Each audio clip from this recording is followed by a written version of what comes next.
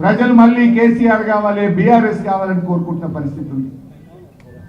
ఇవాళ రేవంత్ రెడ్డి మాట్లాడితే పైసలు లేవంటారు, దివాలా దివాలా అని మాట్లాడతారు.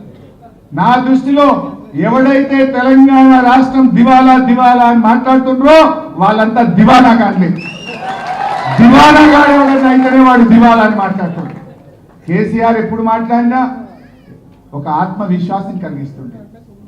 నాది అభివృద్ధిలో పోతున్న దేశం, నా రాష్ట్రం, నాది సర్ప్లస్ స్టేట్, నా రాష్ట్రం బలమైనటువంటి ఆర్థికంగా బలమైన రాష్ట్రం అని కేసీఆర్ చెప్పి ఈ రాష్ట్ర ప్రజల్లో ధైర్యాన్ని నింపేవాడు, పాలనను ముందుకు తీసుకుపోయేవాడు.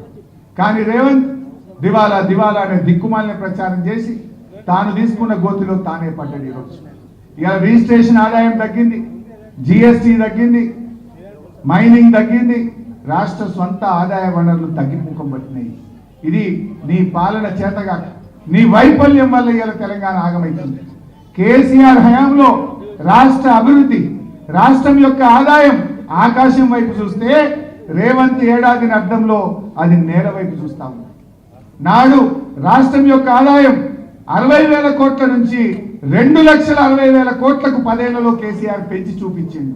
కానీ రేవంత్ ఏడాది అర్థంలో ఆదాయం తగ్గుముఖం బట్టి నేలముఖం చూస్తున్నటువంటి పరిస్థితి వచ్చింది. ఇది నీ వైఫల్యం, నీ చేతకాంతనం వల్ల జరిగింది. బట్ ఏది ఏమైనా ఇవాళ ప్రజలు క్లియర్గా ఉన్నారు. ఇవాళ ఎన్నికలు జరిగితే 100 సీట్లతో మళ్ళీ బీఆర్ఎస్ అధికారంలోకి వస్తుంది. కొంతమంది మాట్లాడుతున్నారు బీజేపీతో బీఆర్ఎస్ కలుస్తుంది లేదా పొత్తు పెట్టుకుంటుందని. కేసీఆర్ గారు మొన్ననే కుండ బద్దలు కొట్టినట్టు చెప్పిండు. అయినా అసలు బీజేపీకి తెలంగాణ మీద హక్కు ఉన్నదా?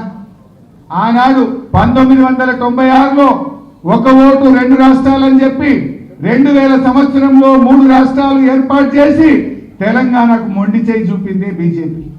చంద్రబాబుకు భయపడి తెలంగాణ ఇయ్యకుండా తెలంగాణ ప్రజల్ని మోసం చేసిందే బీజేపీ. అసలు కేంద్రంలో 8 ఎంపీలు గెలిపిస్తే గుండు సున్నా పెట్టి బడ్జెట్